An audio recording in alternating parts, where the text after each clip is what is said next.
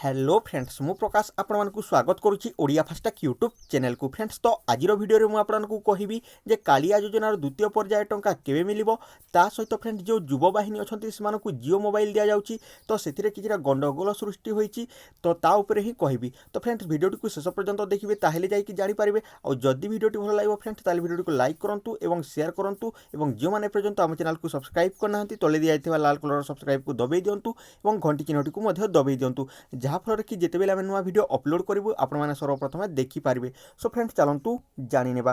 तो फ्रेंड्स आपने देखिपारे एठारे न्यूज टी आसी जाइए जे आपण मैंने एठारे देखंतु बीजेडी पाई अड़ुआ बढ़ाइला कालिया और स्मार्टफोन। तो फ्रेंड्स चलतु संपूर्ण खबरटी को जानीनेबा।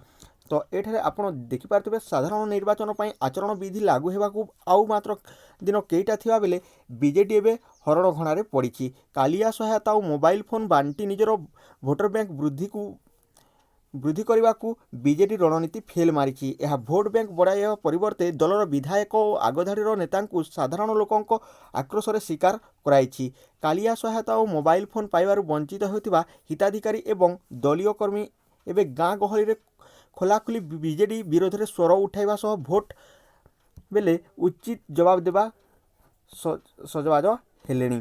तो फ्रेंड्स आपड़ देखिपारे राज्य चाषी आंदोलन को दृष्टि रखी राज्य सरकार तरबरिया भाव कालिया योजना घोषणा करते निर्वाचन वर्ष यह योजना हिताधिकारी चिन्हट प्रक्रिया और मानदंड को सरकार कोहल करने पर लक्ष लक्ष आवेदन सरकार निद हजई देथिला जो प्रथम पर्याय प्राय 13 लाख चाषी को कालिया योजनार प्रथम पर्याय सहायता 5,000 टंका दे सरकार चुप हो बाध्य हो बसी। तो फ्रेंड्स आपड़ जानीपारे प्रथम पर्यायर तो 5,000 टंका देदेला किंतु वर्तमान द्वितीय पर्याय जो कालिया हिताधिकारी चिन्हट होते मध्य सहायता देवाक सरकार साहस करि पारुनाहांती और एप्रिल 1 तारिख में यह देवे बोली घोषणा करिसेंती। फ्रेंड्स तो आपण माने जानी पारथिबे एठारे पुणी थरे डेट को बढ़ाई दिया जाय जहाँकि एप्रिल 1 तारिख में आपण को देवे बोली घोषणा करिसेंती।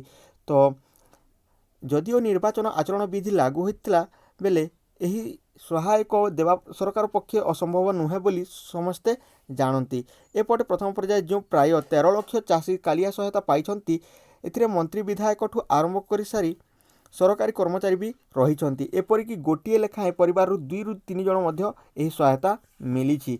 लक्ष लक्ष प्रकृत चाषी यही सहायता पाई पार नथिया बेले द्वितीय पर्यायर 18 लाख चाषी को सहायता देवाक चिन्हट होईछि। एथिरे 13 लाख चाषी और 5 लाख भूमिहीन अछंती। तेबे कालिया योजना सहायता अयोग्य हिताधिकारी माने नेउथिबारु अधिकांश स्थान में सूचना पाइबा